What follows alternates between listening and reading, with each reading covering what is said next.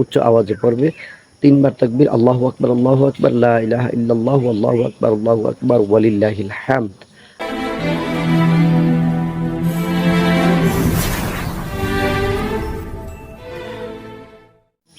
আসসালামু আলাইকুম ওয়া রাহমাতুল্লাহি ওয়া বারাকাতুহু। মাগফিরাহ। সম্মানিত ভিউয়ার্স, দেশে প্রবাসে যারা যেখান থেকে আমার আজকের এই ভিডিওটি দেখতেছেন, সকলকে জানাচ্ছি প্রাণ ঢালা অভিনন্দন এবং শুভেচ্ছা। আশা করি আপনারা সকলে ভাই ভালো আছেন। আমি আলহামদুলিল্লাহ মহান রব্বুল আলামিনের কৃপায় অনেক বেশি ভালো আছি। তো আজকে আপনাদের মাঝে উপস্থিত হয়েছি ছোট্ট দুটি আমলের বিষয় নিয়ে, যে আমলগুলো আমাদের সম্মুখে অতীব জরুরি এবং করলে আমাদের জন্য অনেক ভালো হয়। নবী করিম সাল্লাল্লাহু আলাইহি ওয়াসাল্লামের এখানে হাদিস মোবারকে সুন্দর বর্ণনা দেওয়া আছে যে পবিত্র জিলহজ মাসের চাঁদ উদয় হওয়ার পর 1 তারিখ থেকে 9 তারিখ পর্যন্ত তোমরা নফল রোজা রাখো, তাতে অধিক সওয়াবের ভাগীদার হবে। তো এই রোজার কথা বলে দেওয়া হয়েছে বা বলা হয়েছে মসজিদের ইমাম এবং আলেম ওলামার কাছ থেকে যারা শুনেছে জানি, কিন্তু অনেকেই এই রোজাটা রাখতে পারে না। হাতে কোনো অল্প কিছু সংখ্যক লোক রাখে। আবার যে এলাকায় ধার্মিক বা এলাকা বা ইসলামিক এলাকা, মানুষ ইসলামকে ভালোবাসে, তারা সকলেই এই 9টি রোজা রাখার চেষ্টা করে।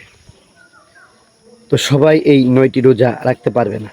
তো সেই জন্য আল্লাহ রাসূল সাল্লাল্লাহু আলাইহি ওয়াসাল্লামের আরেকটি সিস্টেম আছে বা আরেকটি হাদিস বর্ণনা আছে যে তোমরা যদি 9টি রোজা নাই রাখতে পারো, তাইলে ইয়ামুল আরাফার দিন তথা চাঁদের 9 তারিখ তোমরা একখানা রোজা রাখো। যেই রোজা রাখলে আল্লাহ তাআলা আপনার আমার বিগত 1 বৎসরের গুনাহ খাতা এই 9 তারিখ রোজা রাখার বদৌলতে আল্লাহ তাআলা মাফ করে দিবেন। সুবহানাল্লাহ, কত সুন্দর একটি আমল। আজকে সেই চাঁদের 9 তারিখ সামনে আমাদের মাঝে উপস্থিত হইতেছে। ইয়াউমুল আরাফার দিন অগণিত মানুষ আরাফার ময়দানে উপস্থিত হবে। শুধু তাই নয়, অন্য হাদিসের বর্ণনায় আছে যে আল্লাহ রাসূল সাল্লাল্লাহু আলাইহি ওয়াসাল্লাম বলেছেন, আল্লাহ তাআলা ইয়াউমুল আরাফার দিনে যত মানুষকে জাহান্নাম থেকে মুক্তি দান করেন, আল্লাহ তাআলা কোনো দিন এত মানুষকে, অন্য কোনো দিন এত মানুষকে একসাথে জাহান্নাম থেকে মুক্তি দান করেন নাই। সুবহানাল্লাহ। তাহলে ইয়াউমুল আরাফার দিনটা এত একটি মর্তবার দিন, এত একটি সুন্দর দিন। ইয়াউমুল আরাফার দিন এটা একটা ঈদের দিন। এই ইয়াউমুল আরাফার দিনে রোজা রাখলে আল্লাহ তাআলা বিগত 1 বছরের গুনাহ মাফ করবেন এবং অগণিত জাহান্নামীদেরকে মুক্তি করে জান্নাতে প্রদান করবেন। এই আমলটি আমাদের সকলকে আল্লাহ তাআলা করার তৌফিক দান করুন। আসুন, দ্বিতীয় আমল হলো আইমে তাশরিকের আমল।